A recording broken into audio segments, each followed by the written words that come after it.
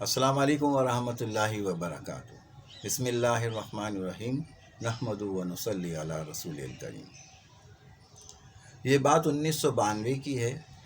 ہم تبلیغی سفر پر 40 دن کے لیے واربرٹن ایک علاقہ ہے شیخو پورہ سے آگے، فیصل آباد سے پہلے، وہاں ہماری ایک ہفتے کی تشکیل ہوئی اور ہمارے ساتھ بیرون کے مہمان تھے عرب حضرات، اور ہماری جماعت کے جو امیر صاحب تھے وہ اٹلی کے نو مسلم تھے، عربی بھی ماشاءاللہ خوب اچھی جانتے تھے، ماشاءاللہ بڑا نورانی چہرہ، ماشاءاللہ خوبصورت شخصیت تھی ان کی۔ تو ایک مرتبہ ہم نے اپنے امیر صاحب سے دوران سفر عرض کیا کہ امیر صاحب ہمیں اپنی کارگزاری سنائیں، اپنے احوال سنائیں، اللہ پاک نے آپ کو اسلام کی دولت کیسے عطا کی، ایمان کی دولت کیسے عطا کی۔ امیر صاحب کہنے لگے بڑا عجیب واقعہ ہے میرے ہدایت پر آنے کا، اسلام میں آنے کا۔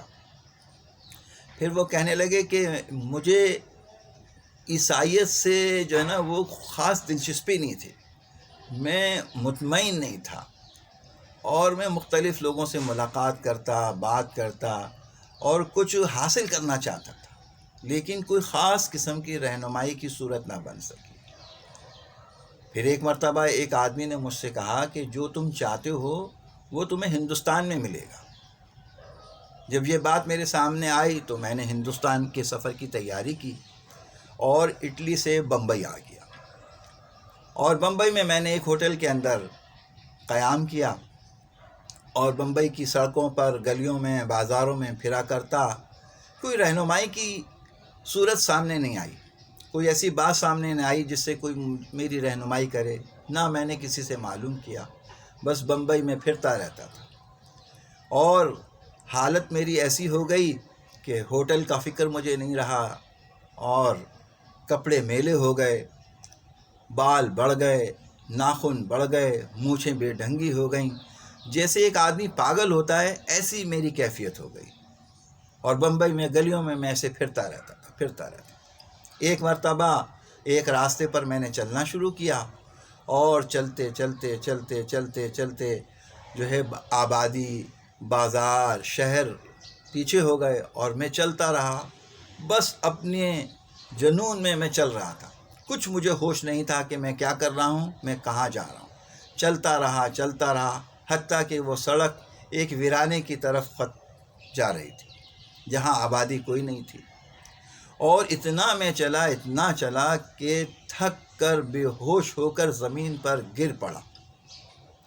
جب میں بے ہوش ہو کر زمین پر گرا تو تھوڑی دیر بعد ہی میں نے محسوس کیا کہ مجھے آوازیں آ رہی ہیں۔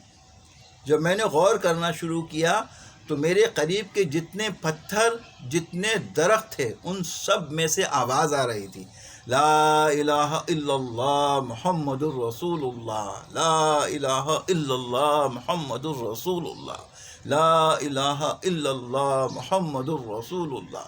یہ آواز کلمے کی میں نے اتنی مرتبہ سنی کہ میری زبان پر کلمہ جاری ہو گیا، اور میں اچھے الفاظ کے ساتھ خوبصورت طریقے سے کلمہ پڑھنے لگا۔ پتھروں سے بھی آواز آ رہی ہے، درختوں سے بھی آواز آ رہی ہے، ان کے ساتھ آواز ملا کر میں نے بھی پڑھنا شروع کر دیا، اور بہت دیر تک میں ان کے ساتھ اپنی آواز ملا کر پڑھتا رہا حتیٰ کہ کلمہ لا الہ الا اللہ محمد الرسول اللہ مکمل طور پر مجھے یاد ہو گیا۔ اور جب مجھے وہ کلمہ یاد ہوا تو میری وہ جو مجنونانہ کیفیت تھی وہ سب ختم ہو گئی، اور میری زبان پر کلمہ جاری تھا، بس میں کلمہ پڑھ رہا تھا، اور جو پاگلوں والی کیفیت تھی وہ میری ختم ہو گئی، میں ہوش و حواس میں آ گیا، اور کلمہ زبان سے پڑھتا رہا۔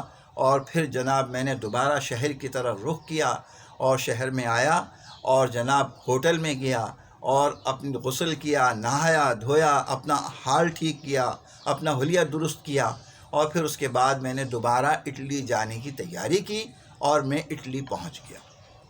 لیکن مستقل اٹھتے بیٹھتے چلتے پھرتے ہر وقت میں کلمہ پڑھتا رہتا تھا، لا الہ الا اللہ محمد الرسول اللہ، اور اس کلمہ پڑھنے کی وجہ سے مجھے اتنا سکون اور اتنا سرور حاصل ہوتا تھا کہ میں آپ کو بتا نہیں سکتا تھا۔ پھر جب اٹلی میں پہنچ گیا تو وہاں پہنچنے کے بعد کچھ عرصے کے بعد ہی میری ملاقات تبلیغ والوں سے ہو گئی۔ انہوں نے مجھ سے بات کی اور مجھے دعوت دی، اسلام کی دعوت دی۔ تو میں نے انہیں کلمہ پڑھ کر سنایا۔ وہ میرے کلمہ پڑھنے پر حیران رہ گئے کہ تمہیں یہ کلمہ کیسے یاد ہوا۔ میں نے ان کو اپنی کارگزاری اور اپنے حالات سنائے۔ انہوں نے کہا بھائی تم تو مسلمان ہو اور تمہیں تو اب اسلام سیکھنا چاہیے، تمہیں تو اب دین کی تعلیم لینی چاہیے۔ پھر اس کے بعد میں ان کے ساتھ تبلیغ میں نکلا، اور جب میں تبلیغ میں نکلا تو میں نے بہت ساری بنیادی باتیں سیکھیں، اور جناب میری زندگی بدل گئی، اور جناب لباس میرا سنت کے مطابق ہو گیا، پگڑی میں نے باندھنا شروع کر دی، ماشاءاللہ باشرہ ہو گیا میں۔ پھر میں نے اپنے بچوں کو دعوت دی، وہ بھی مسلمان ہو گئے، بیوی کو دعوت دی، اللہ نے اس کو بھی اسلام کی توفیق عطا فرما دی، وہ بھی مسلمان ہو گئی۔ لیکن اٹلی میں دل نہیں لگتا تھا کہ یہاں حالات اچھے نہیں ہیں، بے حیائی بہت ہے، اس لیے وہاں مجھے مزہ نہیں آ رہا تھا۔ تو وہاں بہت سارے تبلیغی ساتھی تھے تیونس کے، ان سے میری بات چیت ہوئی۔ انہوں نے کہا کہ شیخ آپ ایسا کریں کہ اٹلی کو چھوڑ دیں اب اور تیونس چلے جائیں۔ تو پھر میں نے سفر تیونس کا کیا اور بیوی بچوں کو بھی ساتھ لے گیا۔ اب میں وہاں پر تسبیح کا، ٹوپی کا، عطر کا کاروبار کرتا ہوں، اور ہر سال 4 مہینے اللہ کے راستے میں اللہ کے دین کے لیے لگاتا ہوں۔ ایسے اللہ نے میری زندگی کو بدلا۔ اللہ رب العزت نے ہمیں اسلام کی اور کلمے کی دولت عطا فرمائی ہے، بہت قیمتی دولت ہے یہ۔ اس کلمے کے مطابق اللہ پاک ہماری زندگی کو بنا دے، اس کے لیے بھی ہم اللہ سے دعا بھی مانگیں، کوشش بھی کریں، اور لوگوں کو اس کلمے کی دعوت بھی دیں۔